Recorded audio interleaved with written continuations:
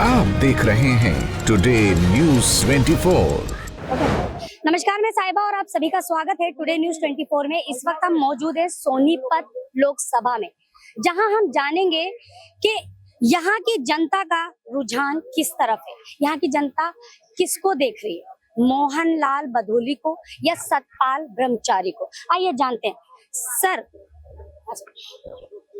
Sir आप किसको देख रहे हैं आपकी बार लोकसभा में सोनीपत से? अच्छा, टुडे है आपका ये चैनल है। आपके चैनल को पहले तो नमस्कार। थोड़ा पीछे न डाले, ज्यादा आवाज बनती हो। हाँ, पूछो, क्या पूछो। सर आप किसको देख रहे हैं आपकी बार लोकसभा में सोनीपत से? ये जो ब्रह्मचारी जी हैं, सारा A to Z भावना से, अंदर से। हाँ जी, पार्टीबाजी कोई नहीं, निष्पक्ष आदमी है। और ऊपर तो सरकारी आए देखना चाहो हम कांग्रेस की, क्योंकि इस सरकार जो फिलहाल चल रही है, इन्हें जी की लोड में गाड़ी ना, इसने मारे छातिया में गाड़ दी। और जो पहलवान बेटी और उनके लिए जो कराया है मार पिटाई, रोष है उस बात का बहुत ज्यादा। किसानों का भी बहुत बड़ा मुद्दा है। हाँ, बहुत बड़ा मुद्दा है, सारे मुद्दे भयंकर हैं। तो आपकी बार आप वोट की चोट दे रहे हैं? वोट की चोट ना हुई तो उसी चोट भी देनी पड़ जाएगी। क्यों? तानाशाही चल रही है, तानाशाही को सहन करना बस के बराबर फोर्स लड़ा रहे हैं। नहीं तो आमने सामने डिबेट करवा लो राहुल गांधी के लिए। हाँ, जैसे कि राहुल इंटेलिजेंट छोरा, ये अनपढ़ गवारा समझो, कोई सर्टिफिकेट आता ही सच्चा नहीं आ लिया सूद में। और बताओ जी, और भी लोग हैं हमारे साथ, उनसे भी जानेंगे। सर आपको क्या लग रहा है, सतपाल जी वो बदलाव ला सकते हैं जो आप चाह रहे हैं? हाँ, ले सके हैं। सतपाल लियागा बदला। मैं तो 1 साल और धरने पर मैं रहा हूँ अतल की तरफ से। हाँ, मैंने तो सारे खाड़े देख लिए, घर न छोड़ के न, और मैं तो यहाँ बैठा रहा था 24 की तरफ से। तो भाजपा की सरकार में आपको कोई तो लाभ मिला होगा? कुछ नहीं मिला, हम तो बांध के घेर दिए कि तो कागजा में कि तो पंडा नहीं छूट लिया है और दे पड़े। हम तो दुखी घने हैं। तो आपकी बार आप सतपाल को ला रहे हैं? हाँ, ले रहे। मोहनलाल बधोली का कोई चांस नहीं है? कोई चांस नहीं, कोई चांस। मतलब ये सोनीपत लोकसभा में जनता जिस तरीके से जनता का झुकाव देखने को मिल रहा है कांग्रेस की तरफ, ये तो न्यू मान ले सब दुखी हैं, छोटी जाति और बड़ी तक मिलकर सब एक हो रही है। बदलाव देखो। हाँ, बदलाव आपकी बार बदलाव। हाँ, बदलाव। चलिए, और भी लोग हैं हमारे साथ, उनसे भी बात करेंगे। सर मैं आपसे जानना चाहती हूँ, सोनीपत लोकसभा में मौजूद हैं, तो क्या लग रहा है आपको, क्या बधोली को टक्कर दे पाएंगे सतपाल? हाँ, बिल्कुल। सतपाल महाराज जी, ब्रह्मचारी जी का बहुत ही अच्छा प्रभाव है।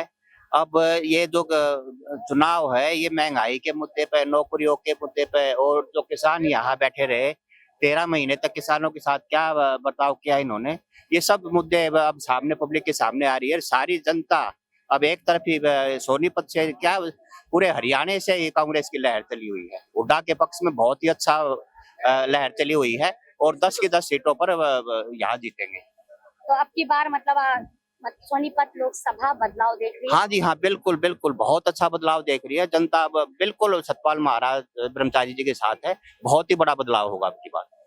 सर आपको क्या लगता है, क्या मेरे छोटे भाई? नमस्कार। सर क्या लगता है आपको कि बधोली जी टक्कर दे पाएंगे, बधोली जी को टक्कर दे पाएंगे सतपाल जी? टक्कर नहीं दे पाएंगे। सतपाल ब्रह्मचारी जी 3 लाख वोटों से जीत रहे हैं सोनीपत लोकसभा क्षेत्र से। बहुत भारी मुद्दे जनता के सबसे बड़े मुद्दे होते हैं, किसान है, अगर करनाल में देखा जाए, सोनीपत में देखा जाए, हरियाणा, पूरे हरियाणा में देखा जाए तो सबसे बड़ा मुद्दा हमारा किसान, बेरोजगारी। इतने मुद्दे है कि बहुत ज्यादा मुद्दे हैं, शाम तक बताएंगे तो टाइम बहुत लंबा लग जाएगा। आप देख रहे हो कि अभी भी हाल में भी शंभू बॉर्डर पे किसान बैठे हुए हैं, जिनको दिल्ली आने से रोका गया, और 2 महीने से हमारा जीट रोड बिल्कुल जाम कर दिया। इतने लोग परेशान हुए। केंद्र की जो मोदी सरकार की जो नीति है, उनसे भी लोग अब की बार बदला, मतलब वोट के जरिए जो है ना, उनको बदलेंगे, और ऊपर इंडिया गठबंधन की सरकार बनेगी, और एनडीए को बाहर का रास्ता करेंगे। और रही हरियाणा सरकार से तो परेशान है ही है लोग। उसका तो रिजल्ट ये है कि अब की बार स्वयं जो पूर्व मुख्यमंत्री है मनोहर लाल खट्टर जी, वो भी नहीं जीत रहे, वो भी हार रहे हैं अपने सीट से। इतना बुरा हाल है इन लोगों का। जैसे कि आपने कहा शंभू बॉर्डर पे अभी भी किसान बैठे हैं, अजय, लेकिन मौजूदा सरकार कहती है वो किसान नहीं खालिस्तानी है। इनको तो सभी खालिस्तानी दिखाई देते हैं। वहाँ वो यूपी के अंदर जो है उनके ऊपर जो किसानों के ऊपर ट्रैक्टर चढ़ाया था और उनका जो केंद्रीय मंत्री था और टैनी, वो आज भी मंत्री है और उसका लड़के को भी जो है छोड़ दिया गया। तो ये तो जो है ना उनका किसानों के नाम पे जो है ना। क्या लगता है आपको सर कि किसानों को दिल्ली आने नहीं दिया गया, उसके बाद रास्ते में कीलें बिछा दी गई, तारें बिछा दी गई, क्या ये किसानों के साथ ठीक किया? नहीं, बिल्कुल गलत किया। किसान देखो, देश में आंदोलन करने का सबका अधिकार है, कोई फंडामेंटल राइट है ये। हाँ कोई भी, क्योंकि दिल्ली में भी जगह निश्चित कर रखी है जंतर मंतर, उस पे किसान कोई भी कर्मचारी कोई भी देश का आदमी पार्लियामेंट में जाके प्रदर्शन कर सकता है। उसके लिए केंद्र सरकार ने, भारत सरकार ने जंतर मंतर जगह निश्चित की हुई है। क्या वहां जाने से क्यों रोका उनको, किस लिए रोका? ये किसान भी तो देश के ही आदमी होंगे या कहीं बाहर से आ गए? तो किसानों का कितना भारी शोषण किया। फिर रहा बात, कोई भी हो, आपने देखा होगा जंतर मंतर पे हमारे खिलाड़ी बैठे थे, खिलाड़ियों का क्या हाल किया, उनके गर्दन पे पैर रख के इन्होंने कितना भारी, पूरे देश की जो देश के लिए मेडल लेके आए थे उनका कितना अपमान किया है। उसके बाद ब्रिजभूषण के बेटे को ही टिकट दे, उनके बेटे को टिकट दे दिया, दूसरे दरवाजे से, पिछले दरवाजे से उनको फिर टिकट दे दिया। मोदी जी खुद सामने से खड़े होकर बोल रहे हैं कि आप इन्हें वोट दीजिए। जो देश की बेटियों के साथ इतना अपमान हुआ और देश के प्रधानमंत्री खुद वोट मांग रहे हैं। कुछ नहीं जी, अब तक तो ये कह रहे थे अपने मन की बात, इन्होंने पब्लिक के मन की बात नहीं सुनी, सिर्फ बोलते थे मैं मन की बात बताऊंगा। भाई तेरे मन में क्या है पब्लिक को क्या पता?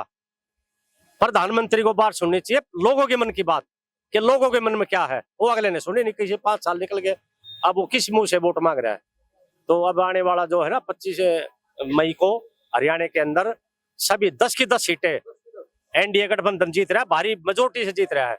और केंद्र में भी इंडिया गठबंधन की सरकार बनने जा रही है।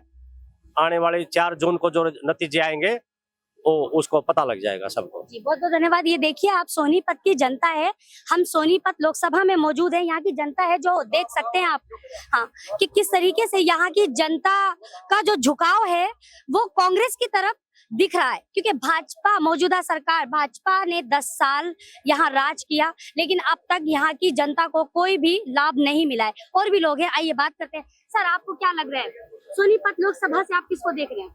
सोनीपत लोकसभा से सतपाल ब्रह्मचारी एक तरफा जीत रहे हैं। वो तो जब तक उनकी टिकट फाइनल भी नहीं हुई थी, पब्लिक जब कह रही थी भाई सतपाल ब्रह्मचारी टिकट मिल गई तो सतपाल ब्रह्मचारी बन रहे हैं। अब ये देख लो, आप गांव में हम भी गए हैं, लोगों से बातचीत कर रहे हैं, तो उसमें किसी गांव में तो 70% कांग्रेस है और किसी में 80% कांग्रेस है।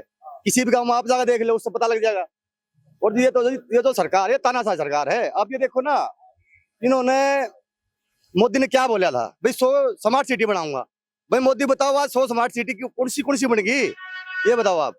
जो 60 रुपए सरसों का तेल था वो आज 200 रुपए बिक गया, ये भी फिलहाल भी 120 है। जो सोना 26,000 रुपए तोड़ा था वो आज 75,000 रुपए है। गरीब आदमी मारे इनने, दूसरा इनने कुछ नहीं कराया, झूठे वादे हैं 10 साल से। आप ये देखो ना, गिरगिट भी 5-7 रंग बदला, ज्यादा नहीं बदलता, इसने तो 250 रंग बदल दिए। हर बार में बोले अच्छे दिन आओगे। पब्लिक मरला रही है महंगाई में, है? आप ये देखो ना, जितने भी करोड़पति है पैसे लेके भागे, सारे गुजरात से क्यों भागे हैं? हरियाणा से कोई भाग्या है? कोई नहीं भाग्या। पंजाब से कोई नहीं गया, दिल्ली से कोई नहीं गया, यूपी से कोई नहीं गया। सब गुजराती 2 गुजराती बेच रहे हैं और 2 गुजराती खरीद रहे हैं, इससे ज्यादा ये कुछ नहीं है। और फिर ये इनका खुद तो परिवार नहीं है और ये दूसरे पे दोष मंड रहे भाई परिवार वाले। आप देख लो कितने रंडवे हैं, यहाँ कोई रंडवा नहीं पावा, सब परिवार वाले हैं। परिवार वाला होना कोई कलंक नहीं है, परिवार वाला वो मिलेगा जो सामाजिक आदमी होगा, और इसमें कोई सामाजिक आदमी इसमें है ही नहीं। आपने शुरू में पता होगा जब मोदी सत्ता में आया तो जिसके खुद हाथ खून से सने थे गुजरात में, आज वो सत्ता में है, दिल्ली भाग बैठ गया, हिंदू मुसलमान चलाता रहे। क्या लगता है आपको जातिवाद पे मतलब बढ़ावा दे रहे हैं मोदी जी? जातिवाद का तो राजनीति इनकी जातिवाद है, बीजेपी के पास में दूसरा कोई भी एजेंडा नहीं है।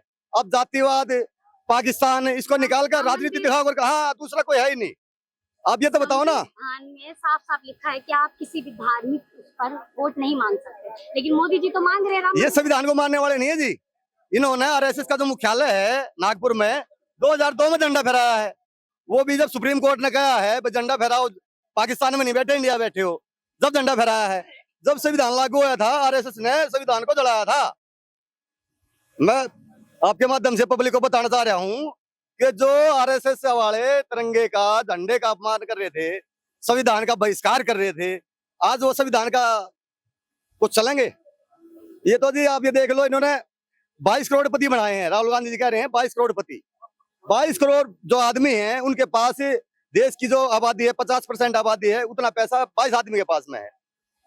तो ये तो ऊंच नीच वाले हैं। छुआछूत जो थी ना पहले, आजादी से पहले जो छुआछूत थी उस विचारधारा के ये हैं।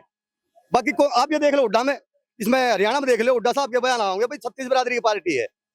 इन्होंने क्या करा, गुजरात में तो पटेल लड़ा दिए, राजस्थान में दूसरे लड़ा दिए, यहाँ जाट लड़ा दिए। इनका काम दिए, ये तो अंग्रेजों के दलाल थे आजादी से पहले, ठीक है। ये अंग्रेजों के दलाल थे, इनका काम है फूट डालो राज करो, दूसरा इनका कोई एजेंडा ही नहीं है। आप ये देखो ना, जो खिलाड़ी थे जिन्होंने विदेश में जाकर झंडा फहरा दिया, तिरंगे का सम्मान दिलाया है, वो देश का तिरंगा था, आरएसएस का झंडा नहीं, ठीक है। अब उनके साथ में क्या बदतमीजी हुई उड़े। और जो किसान जो आ रहे थे 13 महीने आड़े बैठे रहे, अरे फिलहाल लीव है। आप ये देखो ना, बैठे थे वो पंजाब के बॉर्डर पे हैं और बॉर्डर ये बंद कर रहे हैं। आप ये देखो इनकी मानसिकता देखो, वो आए पंजाब के बॉर्डर शंभू बॉर्डर पे और बॉर्डर कर दिया सिंह बॉर्डर। जबकि आज देश के पास में इतने संसाधन हैं कि आधे घंटे में पूरी दिल्ली जाम कर सके हम। 4 बॉर्डर को सील कर दिया उन्होंने, सिंघू बॉर्डर और गाजीपुर बॉर्डर, बहुत सारी जगह। आप ये देखो जी, ये इतने गंदे आदमी हैं जो भगत सिंह को मरवा सके हैं, जो भगत सिंह को फांसी तक ले जा सके हैं, आजादी का विरोध कर सके हैं। उससे अंदर बंदा मैं तो आदमी की जो मानता नहीं। ये अंग्रेजों के दलाल थे, बाकी इनका देशभक्ति से कोई ताल्लुक है ही नहीं। टोटल मार के ये बात है। इनका इतिहास उठाकर देखो आप, जलियांवाला बाग तो कांड, ये मुखबिरी क्यों कर रहे थे? आजादी की जो है, आजादी की समर्थन क्यों नहीं किया इन्होंने? जवाहरलाल नेहरू है 10 साल जेल में रहे। जो महात्मा गांधी जी थे वो परिवार संपन्न परिवार से थे, वो देश को देखकर अपने वस्त्र भी त्याग दिए उन्होंने, भाई देश की लड़ाई लड़ूंगा मैं। लेकिन उन्होंने क्या है, इन्होंने दलाली खाई है। जो हमारे देश के आजादी का आंदोलन चल रहा था उस टाइम भी ये अंग्रेजों से दलाली खा रहे थे। ये तो आजादी के विरोधी थे। और आज ये चाह रहे हैं जो तानाशाही अंग्रेज कर रहे थे, ये उससे भी ज्यादा ये कर रहे हैं। अब ये देखो, महात्मा गांधी के टाइम में नमक पे टैक्स लगा था, महात्मा गांधी ने आंदोलन करा के वो टैक्स भी हटवा दिया था। आप ये देखो, पूरे ऑल वर्ल्ड में कॉपी किताब पेन पे कहीं भी कोई टैक्स नहीं है। ये क्यों ले रहे हैं? क्योंकि ये नहीं चाहते भाई गरीब का बालक पढ़ लिखे, कोई समझदार हो, नहीं चाहते। ये तो सबने उनको है, जैसे भगत नहीं होता भगत, वे भगत बना रहे। जैसे तक पे तो टैक्स, हाँ 18% जीएसटी कफन पे भी ले रहे हैं। इंडिया में पहली बार होया, 70 साल में पहली बार।